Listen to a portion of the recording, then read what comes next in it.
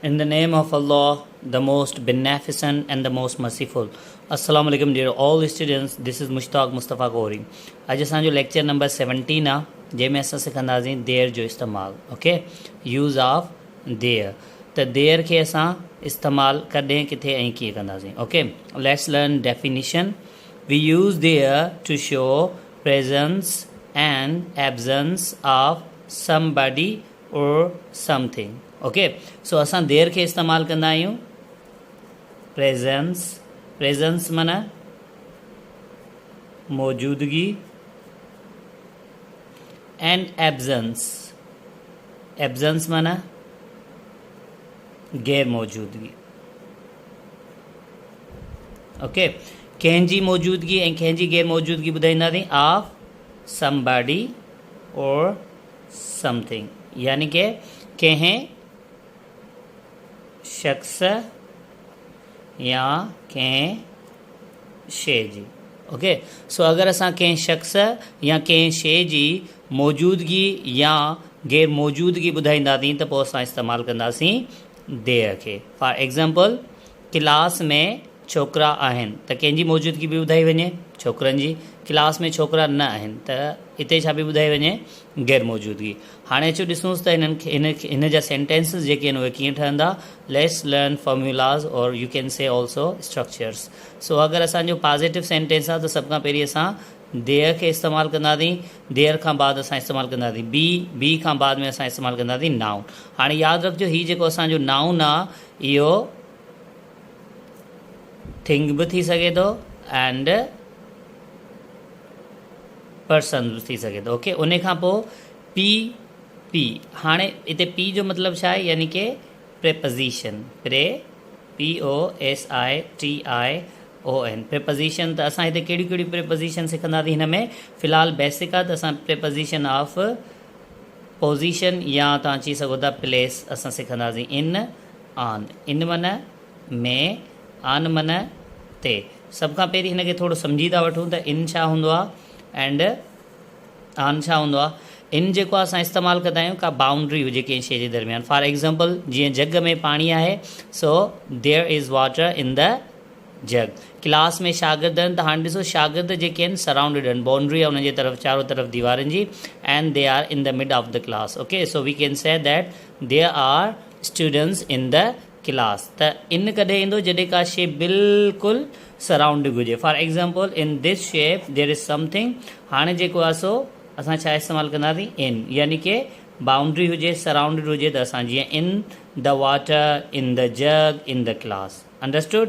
And on किथे ईंदो, on जॾहिं का शइ सरफेस टच करे. For example, there is a table or वट एवर देयर इज़. ओके, का शइ आहे जंहिं ते तव्हां का शइ रखो था. For example, you have put a ball on something, so we can say there is a ball on the table.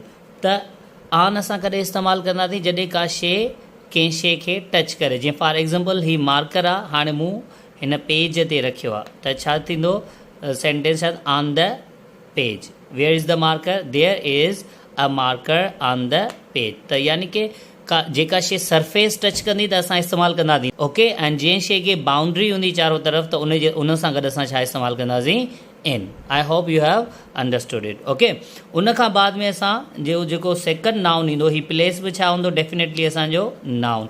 इन करे मूं प्लेस लिखियो आहे त ताकी जीअं तव्हांखे अंदाज़ो लॻी वञे त असां सेंटेंस में प्लेस जी ॻाल्हि कंदासीं त उहो प्लेस जेको आहे उहा असांजी जाइ जेकी आहे उहा हमेशह आख़िर में ईंदी. ही फॉर्मूलाज़ इन करे लिखिया आहिनि त तव्हां सेंटेंसिस खे बासानी ठाहे सघो. अगरि नेगेटिव हूंदो त पहिरीं असां देर कंदासीं.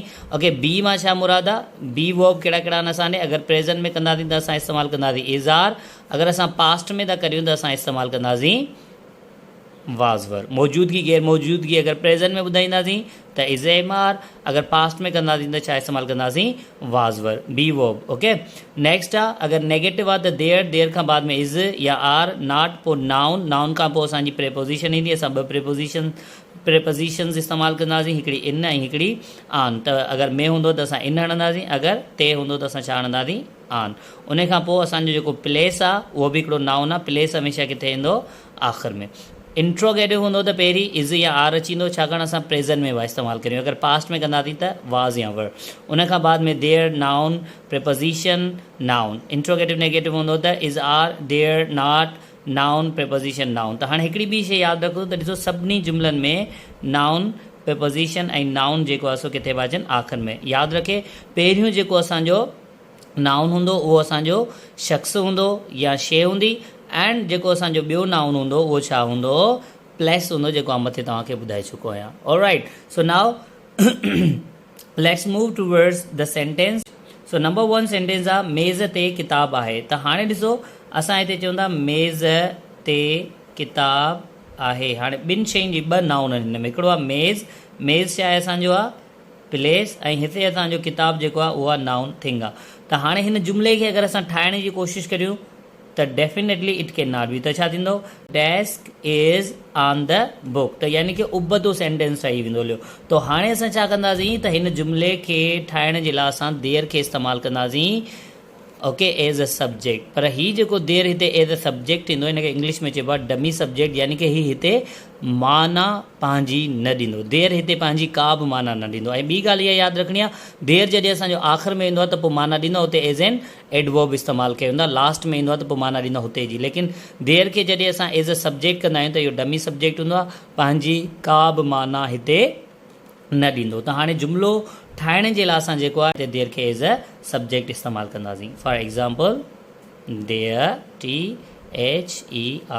देयर। बी वर्ब कहिड़ो ईंदो, हिकिड़ी शइ आहे त असां इस्तेमालु कंदासीं एज़। हाणे नाउन जेको असांजो पहिरीं हूंदो न, त यादि रखिजो असां ॾिसंदा थिंग कहिड़ी आहे। त थिंग कहिड़ी जी बि ॻाल्हि कजे, बुक जी, त देयर इज़ अ बुक। छाजे लाइ इस्तेमालु कयो थी, छाकाणि बुक जेको आहे ॻणे सघजंदा काउंटेबल नाउन आहे। त देयर इज़ अ बुक किथे आहे, on the desk, DESK, okay. There is a book on the desk. Negative कंदासीं त there is not a book on the desk. Is there a book on the desk, is there not a book on the desk, okay. Next sentence आहे class में शागिर्द न आहिनि। त हाणे ॾिसो प्लेस जेको आहे न, हिकिड़ी ॿी ॻाल्हि ज़हन में रखणी आहे तव्हांखे, त प्लेस सिंधीअ में हमेशह पहिरीं ईंदो, लेकिन अगरि असां हिन खे ट्रांसलेट कंदासीं अंग्रेज़ीअ में त जेको प्लेस असांजो आहे उहो आख़िर में अची वेंदो, ओके। सब्जेक्ट हिते असां कहिड़ो इस्तेमालु कंदासीं, देयर। यादि रहे त देयर हिते पंहिंजी का बि माना न ॾींदो, ओके। सो देयर, देयर खां बाद में असां हेल्पिंग वर्ब कहिड़ो हणंदासीं, शागिर्द ज़्यादा आहिनि, त असां छा इस्तेमालु कंदासीं, देयर आर, ओके। अगरि हक़ीक़ी ॾिठो वञे सब्जेक्ट त उहो हिते शागिर्द आहे, ओके। पर असां देयर खे हिते एज़ अ सब्जेक्ट करियूं पिया, त इहो असांजो डमी सब्जेक्ट आहे, इहो हिते माना का कोन ईंदो, ओके। सो क्लास में शागिर्द न आहिनि, देयर आर। नेगेटिव आहे त छा इस्तेमालु कंदासीं फॉर्मूला जे हिसाब सां, नॉट। नॉट खां पोइ नाउन, नाउन कहिड़ो ईंदो, शागिर्द। शागिर्दनि खे छा चइबो, students, STUDENTS। There are not students किथे, क्लास में, त छा थींदो, in the class. There are not students in the class. Are there students in the class? Are there not students in the class? Next sentence आहे छा fridge में खीर आहे। तो हाणे असां ॾिसूं त हिते अचे पियो छा, त असां रिकग्नाइज़ कंदासीं त सेंटेंस कहिड़ो आहे। त असांखे ख़बर पइजी सेंटेंस इंट्रोगेटिव आहे, पहिरीं इज़ या आर ईंदो। त फ्रिज में चाहे खीर जी ॻाल्हि बि कई वञे त असां छा हणंदासीं, इज़, छाकाणि खीर जेको आहे अनकाउंटेबल नाउन आहे।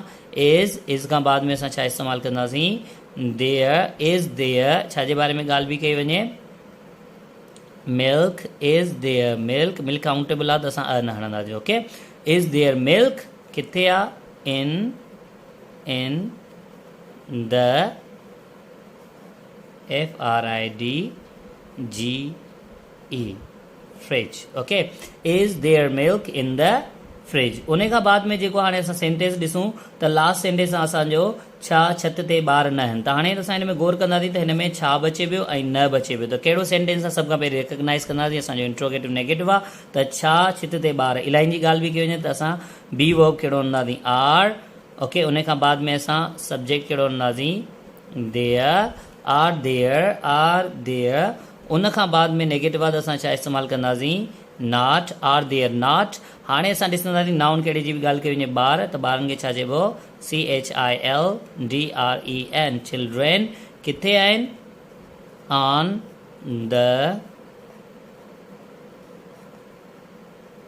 roof, then question mark. Okay, so now we have seen that we have built all the sentences. Okay, so हाणे तव्हांखे ज़हन में इहा ॻाल्हि रखणी आहे त जॾहिं देर जो इस्तेमालु ईंदो सिंधी में प्लेस पहिरीं ईंदो. ओके, अगरि सर प्लेस जेको असां आख़िर में आणूं पोइ त सिंपली असांजो सेंटेंस ठही वेंदो. फॉर एग्ज़ाम्पल किताब मेज़ ते आहे, उहो त सिंपल ई आहे, a book is on the desk. Okay, उहो ठही वेंदो. लेकिन अगरि असांजो सिंधीअ में प्लेस पहिरीं थो अचे त असां कोशिशि कंदासीं त उते छा इस्तेमालु कंदासीं, देर. लेकिन अगरि तव्हां शइ जी पहिरीं ॻाल्हि करियो था त पोइ डेफिनेटली उहो सेंटेंस आम तरह सां ई ठही वेंदो. फॉर एग्ज़ाम्पल उस्ताद क्लास में आहे, teacher is in the class. Okay, class में उस्ताद आहे त पोइ छा थींदो, there is a teacher in the class. पर कोशिशि कयो त देयर खे इस्तेमालु कयो, हिन सां जेके सेंटेंसिस आहिनि तमामु बहितर लॻंदा आहिनि.